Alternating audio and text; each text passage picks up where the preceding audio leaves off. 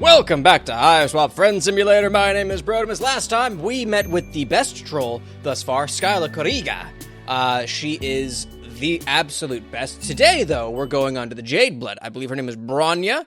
I did buy Volume 4, because it came out yesterday. I recorded this on the Saturday, so, you know, it takes me a bit to get back. But Volume 4 came out, but that's for next week. Right now, we gotta go with Branya. I believe is her name. Putting one front from the other. Yep, strange alien word. I got on the outskirts. The thing is friendship. You are on the prowl for more, but as Martha Stewart says, visitors like fish begin to smell it for 3 days. That's right. She absolutely said that. Where will your travels take you next? She's going to take us to Branya or Sama. One moment. I have to take a sip of my brown bean water.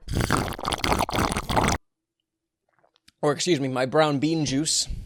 All right. Branya or Sama. Look, she's so cute. I'm so excited for this. Like, Skyla's still probably my favorite, but she's so cute. Look at her. All right.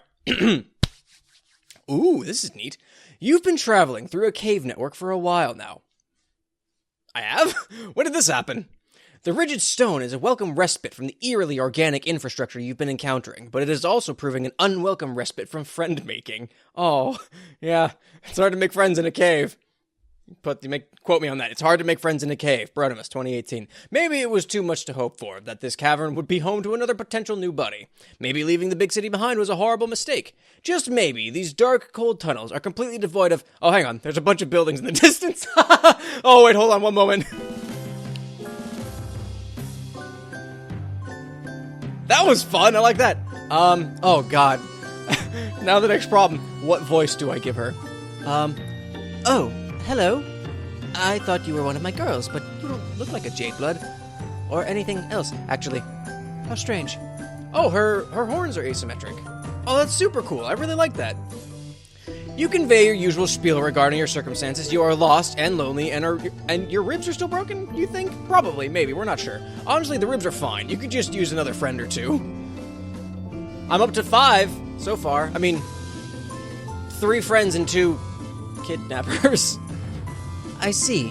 My first responsibility is to my jades and the mother grub, so I can't make any promises of friendship just yet, but you do look like you need someone to take care of you. Here in the brooding caverns, we follow a few simple rules. 1. Don't invite drama from up, top, down, below. Whoa. Up, top, down, below. 2. Protect the mother grub. 3. We have no hierarchy, but do what I say. Okay. Alright, okay. Let's do everything we can to keep up our current record of dozens of sweeps without any jades being culled. Wow, that's impressive.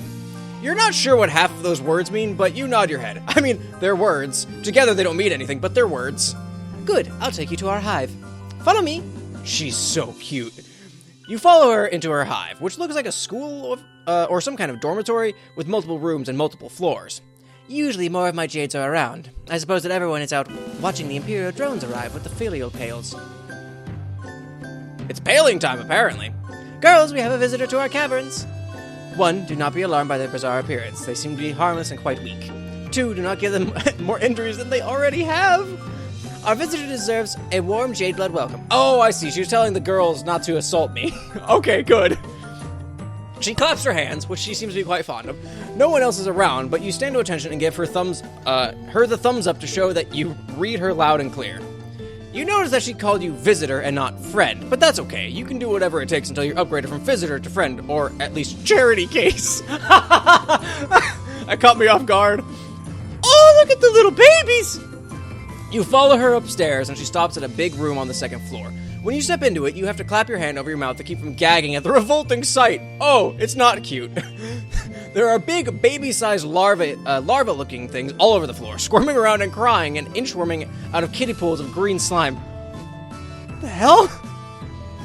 This is our nursery. Most of these wigglers are sick or injured, so we took after them in here until they're well enough to go back out to the caverns and spin their cocoons. She looks shifty all of a sudden, giving you some side-eye like she's sizing you up. You try to look very non-threatening and also 100% trustworthy. Give him the old wink,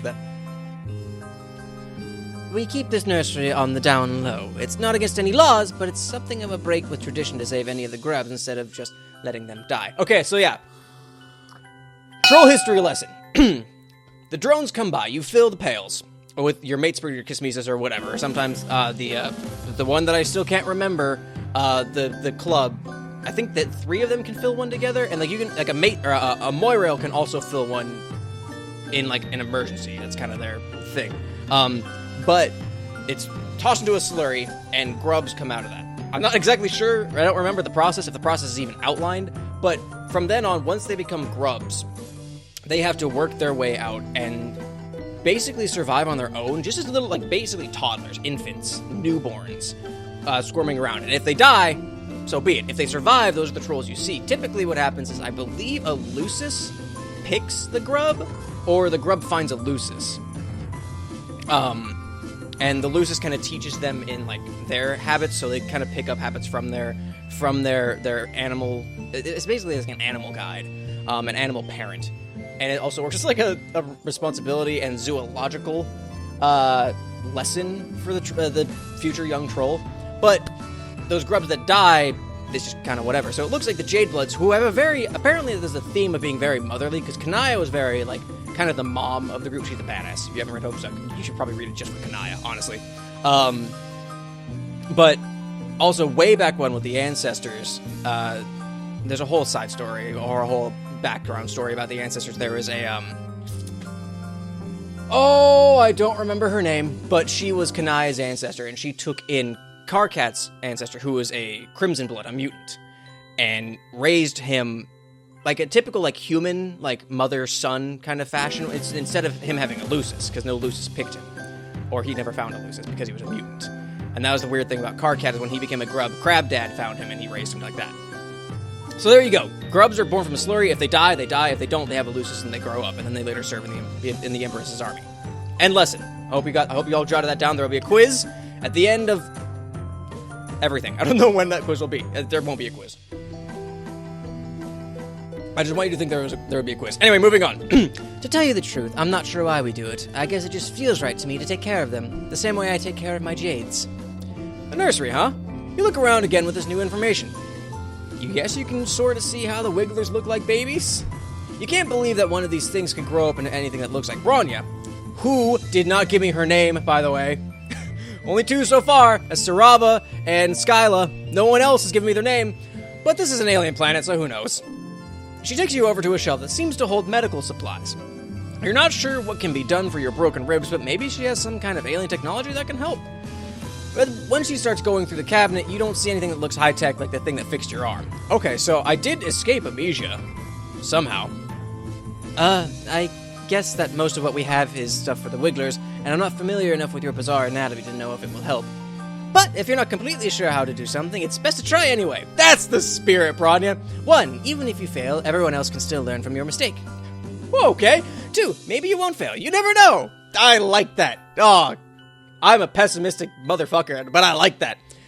You're not so sure about applying this ethos to your broken ribs, but you look so determined, it might be rude to say no. Oh, no. Go for it. My ribs are already broken, so where's the harm? Or thanks, but no thanks. I'll heal on my own just fine. Oh, shit. There's a theme. There's a theme here. Whatever seems like the right choice is usually the wrong choice. It's kind of thing. Except for in Skyla's case, the right thing to do was go and help her. And here we are. We make friends with the best troll in the game thus far. The Bronya's really gunning for that. Go for it. My ribs are already broken, so where's the harm? She might kill me. Or, through some weird fucking thing, I might end up killing the wigglers or Branya, or I might expose them to the drones. Or I say thanks, but no thanks. I'll heal on my own just fine. And she takes offense because she is so excited about it. But she did say she wasn't sure if it would even help. Oh, piss in my shoes.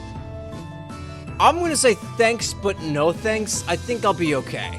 I'll heal on my own just fine. Let's see what happens there. Oh, well, if you're sure. I'm worried about you, though. You seem like you need help, and I wish I could help you more. If I can't take care of someone, I'm not sure how we can ever truly be friends. You try to cheer her up, pointing out that friendship is a two-way street, after all. She doesn't have to concern herself with your mutilated frame. How can you help her instead?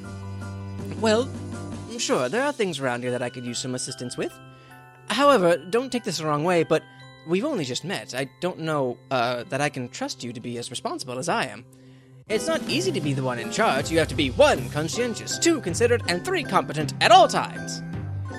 You try to think of times in your life when you've been conscientious, considerate, or competent. You're drawing a bit of a blank, but hey, new planet, new you. You are sure that you have what it takes. Oh, okay, self-depreciating. Good, I like it. I guess if you want to prove that you can be responsible, I can let you help me out today. It's a good time for a visit to the mother grub. Be careful to step around,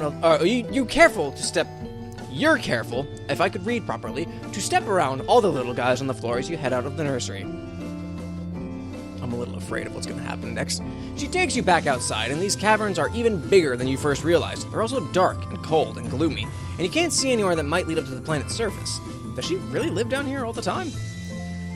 To make some conversation during this cold hike in a damp cave, you mention that living underground like this seems kind of depressing. You realize too late that this wasn't very tactful, but she doesn't get angry at your conversational gambit of insulting her home. Oh no, it's very peaceful down here. Well, in comparison to anywhere else, I quite enjoy it. The brooding caverns are a place for life and birth, not death. That's pretty uncommon on Alternia. You're still not sure what she means by brooding caverns, but you guess it has something to do with the wigglers in her nursery. Maybe it's the mother grub. Maybe they give the slurry to the mother grub and she out little multicolored, rainbow-colored grubs. Before you can ask, you reach the top of a ridge and get a new, wider view of the rest of this cavern. It's enormous, probably the size of a small city. All over the cave floor, you see more wigglers crawling everywhere. Cocoons line the cave walls and the larger stalactites, with some young trolls crawling out of them. Walking, flying, and crawling among the wigglers and young trolls are a variety of white monsters of all kinds and shapes and sizes. In the center of the cavern, there is... You don't even know how to describe it. It looks like a huge, many-legged queen bug of some kind, with a goat-shaped skull and horns coming out of her head. Okay. Her bulbous sphincter ripples as she lays a continuous stream of hundreds of eggs, from which you assume the gray wigglers will hatch. Okay, so yeah, the slurry is given to her, and then out come the grubs, kind of, eggs. And marching through all this, you see several hulking bipedal creatures, each carrying 2 buckets, either to or away from the mother grub. They look armed, and they move like regimented troops, soldiers of some kind. You are instinctively terrified of them. This is where the magic happens, and by that I mean the continuation of our species. Jadebloods like myself are entrusted with looking after this process, which is, of course, a very special job. 1. The Imperial drones carry filial pails of genetic material to the mother grub for her slurry. 2. She lays eggs that hatch new grub broods. 3. After the wigglers emerge from their cocoons, the new trolls will go through the trials, and the ones that make it will be selected by a Lusus to help care for them. 4. Together the young trolls and their Luci go up to the surface together, where the trolls will grow up, or get cold, or whatever. As Branya explains troll reproduction to you, one of the Imperial drones veers sharply to the left and in the process tramples over a few wigglers and young trolls. Okay, so I had it mostly right. We got to it. So yeah. Genetic material goes in, grubs come out, they live or die. Hey, that's how it goes. The drone continues on, but several of the Luci cry out, crowding around their dead or injured charges. It's a buffalo! Is it a buffalo, or is that just a cow? Well, it's a buffalo. One of them, a gigantic beast that resembles a bison, bellows and rears up on its hind legs, hitting one of the other Luci with its front hoof. Oh, geez, not again. This kind of damage control is a lot of what we have to deal with. Whenever a Lusus goes rogue out of grief or confusion, there's the potential for it to lash out at other Luci, the wigglers, or the mother grub herself. We Jadebloods cannot let that happen. She looks so concerned, a marked contrast to how confident she's seemed before now. You offered to help her out earlier, and it seems like now is your chance. Someone has to stop that rogue Lusus, and that someone could be... you? Fight the monster, save the day. You've got this, or be a weenie. I'm gonna fight the monster. Because why the hell not? The bison Lusus seems to be causing quite a ruckus. Other Luci have now gotten riled up too, with some of them trying to gather wigglers to keep them out of harm's way, and others just getting hyped to thrash. It seems like it could turn into a monster stampede, and they're close to the mother grub's big, soft, vulnerable abdomen. Not great, not ideal. Fighting a monster single-handed seems like a daunting first step in a friendship, but you did tell her you could be responsible. This is the opposite of responsible. This is reckless. You square your shoulders and tell Branya that she has nothing to worry about. You're going to stop that Lusus, calm down all the other Luci, and protect the mother grub, all without breaking a sweat, and hopefully without breaking any more bones either. We'll see. Whoa there, I was going to suggest that I go after her while you stay here. You seem kind of weak and fragile, even apart from your injuries. I mean, I don't want you to get hurt worse, and I'm not sure I trust anyone other than myself to take the lead on this. That wasn't quite the reaction you were hoping for. Normally you would be all about sitting back and letting her protect you because, well, protective and responsible is a good look on her. But desperate times call for desperate measures, and you don't know how else you're going to prove yourself worthy to be her friend. I'm gonna kill myself. You do your best to project an air of confidence, or at least competence, one of those. You assure her that this is no sweat for you. You take down raging bison back on your home planet all the time. You're known for it, actually. Brotimus the Bison Beater. That's what they call me. Well, if you say that this isn't your first ungulate roping gallop exhibition, I believe you. Rodeo. God, that word. I'll hang back to let you give it a shot. But if it gets too overwhelming in there, I'm right here. I like that she puts the V's, like when she gets excited. 1. Caring for the mother grub is my responsibility as a Jadeblood. 2. I'd never abandon a friend to deal with a mess on their own. If we end up being friends, that is. Oh, hell yes. Now you have a reason to hope. I'm going to die. Do you know how fucking big buffalo are? They're fucking huge. Like, there's this thing. Okay, I grew up in Montana. I used to go to Yellowstone all the time. I lived like an hour away from Yellowstone. I used to go all the time when I was a kid. There would be sometimes buffalo just hanging out on the trip between us and the closest large-ish town. There would be buffalo sometimes there. They're fucking enormous. They're the size of a goddamn car, like a small car. People would go, like, put their like children next to them, or like they would try to make them ride them. They're fucking huge, man. They're big. This is a bad idea, and I acknowledge that. But I gotta make a friend. 1, that's the most important thing. 2, I mean, I don't really have a 2, actually. You approach the rampaging bison with caution. Do all bison have horns like that? Maybe they do. You're no bison expert. Remember what I just said. But you're pretty sure they don't all have teeth that nasty. Yeah, they're herbivores. Bison on Earth mostly eat grass, don't they? This guy doesn't look like an herbivore. Oh man, a carnivorous buffalo? That's fucking awesome. At first, you try to calm the Lusus down by talking to it, but your soothing words have no effect. In fact, you might have just made it even angrier by suggesting that it pause and take some deep breaths in reaction to its trampled charge. You're not even sure it can understand human speech, come to think of it. You circle around it, wishing that you had some kind of lasso or something. Maybe you can herd it away from the mother grub. Thinking with portals now. You look around to see if any of these other Luci look vaguely like Earth shepherd dogs, but no dice. Aww, where's Lady? Lady, I need some help. You hesitate too long, and the Lusus turns away, its furious eyes falling on the mother grub. It stamps its hooves, snorts air out of its nostrils, and screams in a way that sounds a lot more hellish than you imagine normal bison are capable of. It's obviously about to charge, and you can only think of one thing to do. In desperation, you leap forward and tackle it football style, doing everything you can with your flimsy human body to drag it onto its side. That thing weighs about, I think, 3,000 pounds. Maybe that's a bit of an overestimate, but they're big, they're heavy. It half works. You plow into Lusus and stop it in its tracks, but it topples over onto a nest of wigglers, taking you down with it. Wigglers and young trolls go bouncing everywhere, squealing in distress, and their Luci descend upon you in a rage. Everything is chaos for a while. You're trapped beneath the bison Lusus, which is very worrying for all your body parts, and you think you might feel something important rupturing inside you. But hey, on the bright side, this crushing mass is protecting you from all the other pissed-off Luci trying to attack you. Just as your whole breathing situation is starting to get dicey, that's the way to put it, lightly, you hear a commotion and what sounds possibly the trouncing of some of the smaller Luci that were trying to get to you. The crowd of beasts around you scatters, and then you hear her. Oof, I'm having a hard time getting this thing off you. And he's still very angry. He keeps trying to kick me. Where's a bronze blood when you need one? Okay, so they do typically have animal powers. Bronze blood is, what Skyla is, actually. You don't know what that means, but you're very grateful that she's here to help you. You try to communicate this, but it comes out garbled from all the blood in your mouth. Maybe you don't try to speak, or move, or help. You experience a sinking feeling that could be related to your diminishing odds of impressing Branya and becoming her friend. Or it could be the compression of all your internal organs. I mean, either one. It's the same feeling, really. Either way, it's tough to feel optimistic right now. But before you can give in to complete despair, you hear other voices. Your view is blocked by the mass of bison flesh on top of you. But could it be? Are these other people here to save you? Finally, I was wondering where you all had gotten off to. Let's all work together, girls! 1. You 2 grab his horns to keep his head still and keep it from biting anyone. 2. The rest of you come around with me to its backside so we can push it without getting kicked. You hear some grunting and muttering, and the bison starts making noises that sound more confused and less furious. Oh, hey, I have an army of Jadebloods!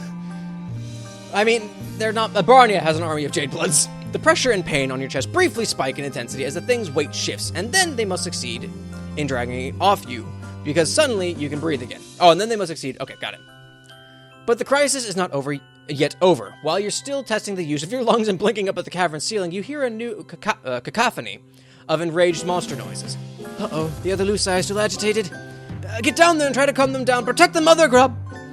You try to lift yourself to see what's going on, but putting any weight on your arms make you feel like maybe your bones got turned to confetti. Painful, got turned to confetti. Painful confetti.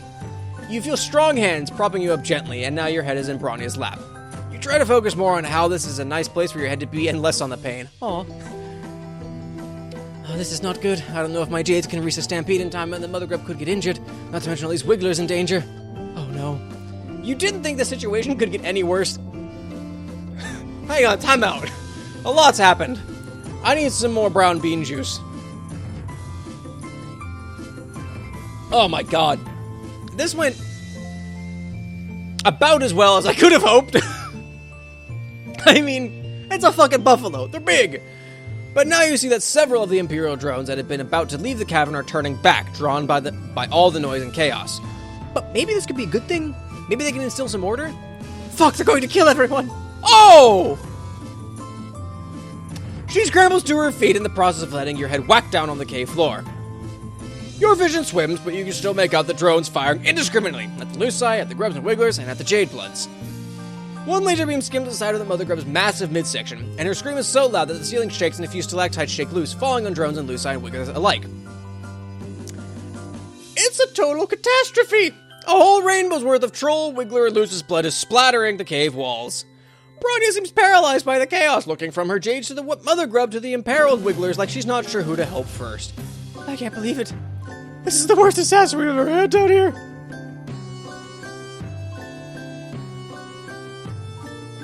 I think this might be my fault, but I'm not sure.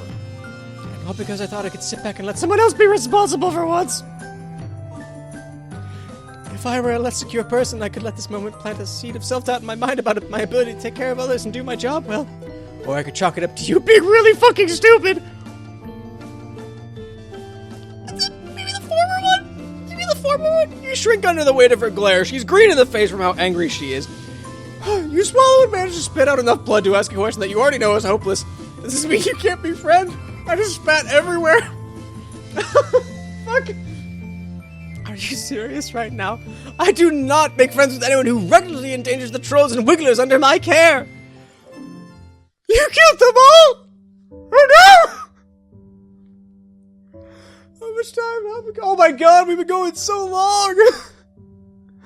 I fucked it up so poorly! Oh, Jesus! Alright, well, hang on. This one might be a bit longer, but we're gonna try and speed run that. I gotta get a decent ending, right? Okay. Branya, give me a second try. Yada. Come on, give me a second chance. Gosh, she's so cute. Keep going. Okay, okay, what if I do I'll heal on my own, but then I let her handle it. We're gonna try that. Get rid of the mouse. Come on. Okay, be a weenie. You definitely do not like the idea of wading into a monster fight, not even to say the progenitor of your new friend's species. In fact, you don't like that Branya is so focused on protecting all these helpless toddlers and distressed animals instead of taking care of you. That's her first job? Personally, this is her job. This is her duty. This is what she's been doing for however old she is. This is what she should be doing. You stammer out that you don't think you can take on any kind of monster right now. In fact, you just felt another stab of pain in your ribs. You might be blacking out. Bronya's concerned face turns in your direction as you start to swoon. She catches you before you hit the ground and your heart flutters. You look up at her serious face and she looks like such a mom, but also such a friend. Like some sort of combination of these two concepts. A from. She's my from. Yikes, you don't look so good. I can't leave you alone, not when you're in such bad shape. Maybe I could carry you on my back while I try to stop the rampaging Lusus? I mean, she's pretty strong. She's like a mid-blood. Your heart flutters, turn to pinpricks of alarm. That sounds dangerous, mainly for you. You try to think of what you can say to dissuade her. Something other than, I think you should ignore the helpless babies and mother in danger behind you in favor of continuing to hold me in your strong arms. But before you can speak, you hear a commotion behind her. She turns back to look over her shoulder, and her face sags with relief. Yes, the other Jades are here. They should know what to do. We've taken care of crises like this before. Of course, usually I'm there to help. If you crane your neck, you can just glimpse a crowd of trolls corralling the rogue Lusus away from the mother grub, while other trolls calm the remaining Luci and swoop up any wigglers in harm's way. One choice! That's all it comes down to. One goddamn choice. It looks like I needn't have worried. They're more than capable of stepping in while I'm otherwise occupied. I'm so proud. You take this opportunity to compliment her on what a good leader she must be to have trained the others so well. Super smooth. I'm the smoothest. Ignore that alternate timeline where I killed all the babies and the other trolls. She beams at you and sets you down carefully on the cavern floor, kneeling at your side. This could have gone quite badly. I'm glad I didn't make the wrong choice when I stayed to help you instead of rushing off. It just goes to show sometimes the best thing you can do for the group is to take care of the weakest person in it. Thanks? You kind of want to object being called the weakest person, but you did just fake a fainting spell for attention, so maybe now isn't the best time. Instead, you thank her sincerely for sticking by your side. The two of you watch together as order is gradually restored to the chaos below, and even with your injuries, you feel close to content and quite hopeful for how this relationship is progressing. You notice that at your side, several wigglers are blindly squirming around, confused and crying. There are some young trolls here too, looking around all lost and bereft. You're not sure if their Luci ran off with the others that got involved in the fracas, or if these little guys are orphans now. Now that you're seeing them out in the natural cavern light, the wigglers look less like maggots to you. In fact, they're even kind of cute. You can see why Branya would want to take care of them. One of the smallest wigglers closest to you has somehow flipped himself over onto his back and seems unable to right himself, his little legs waving in the air while he cries. Trying to be careful with your ribs, you reach out to scoop him up and cradle him to your chest, rocking him back and forth until his cries quiet down. Wow, you have a very strong nurturing instinct. I think he likes you. You almost look like you could be his Lusus, or a Jade Blood. You are pleased that she approved of your caretaking display. The wiggler's cough breaks through your haze of smug satisfaction, and when you look down, you realize that he seems to be having some trouble breathing. You point this out to Branya. Good observation. You really are natural at taking care of other creatures, aren't you?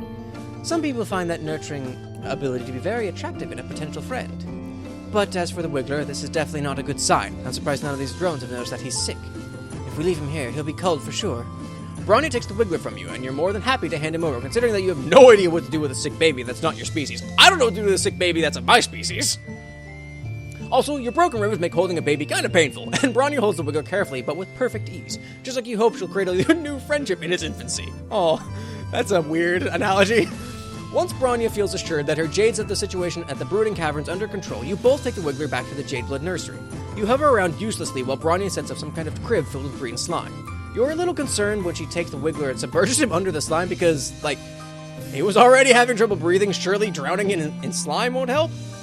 The soapware should help strengthen his bellow sacs and soothe his sorrow shoot. Bellow sacs are lungs. Sorrow shoot? I don't know what that's supposed to be. Esophagus?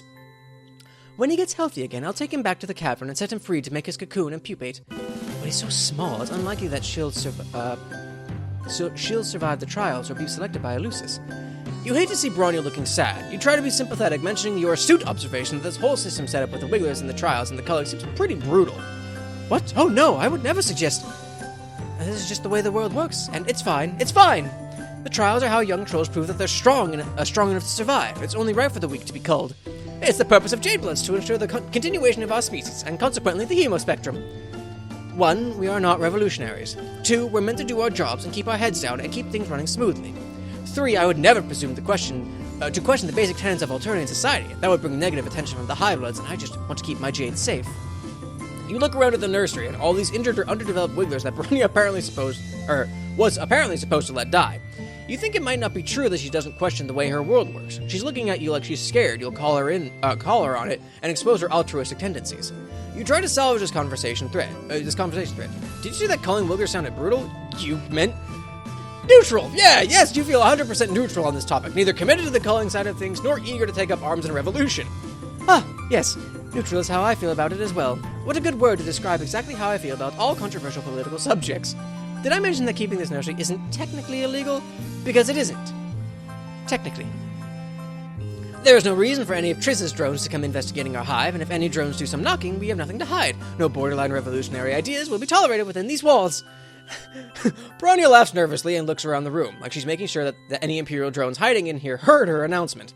You feel bad for how nervous she is. You didn't mean to freak her out. You tell her that she sounds super convincing, and why shouldn't she? Because she's clearly telling the truth. If you were an Imperial drone, you would definitely be satisfied right now with her clearly law-abiding and neutral ways. Thank you. That means a lot. You cast about for something to change the subject and mention that your ribs are feeling a bit better.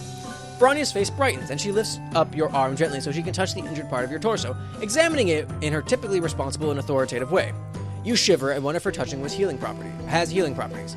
I'm glad to hear that. After all, I don't like it when my friends suffer. Hey, she called me a friend! Your heart leaps. You look up, scarcely allowing yourself to hope. Could it be? Or was she just making a general statement? If you're not in any more pain, hopefully that means your injuries will heal soon. I'll take care of you until then, my friend. You are overcome. Your eyes fill with tears. Bronya smiles at you and squeezes your hand. Victory! Self-care comes first! Hey! Wow! Alright, we got both ends of the spectrum today. That's a longer episode, I apologize, but man, I fucked that up to such a degree. I wanted to make sure I ended it on a happy note, on a good note at the very least. Jesus God. Oh my God. Alright. So next week, let's take a look. Next week, we have Volume 4 of Right and Wrong. Looks like a teal blood and another mudblood? Bronze blood? That's interesting. Well, all right then. I guess that's what we're going to do. Let's go back to the menu here. Well, thanks for watching, everybody. If you liked it, make sure you click the like button down below, subscribe so you can keep up with my stuff, and tell your friends about it. Tell your friends about the Hiveswap Friend Simulator. It's a visual novel of meeting weird alien life and fucking up friendships at every goddamn corner. Let me know what you guys think. This was a lot of fun. I really like this one. Volume 3 was a fucking gem. I mean, oh man.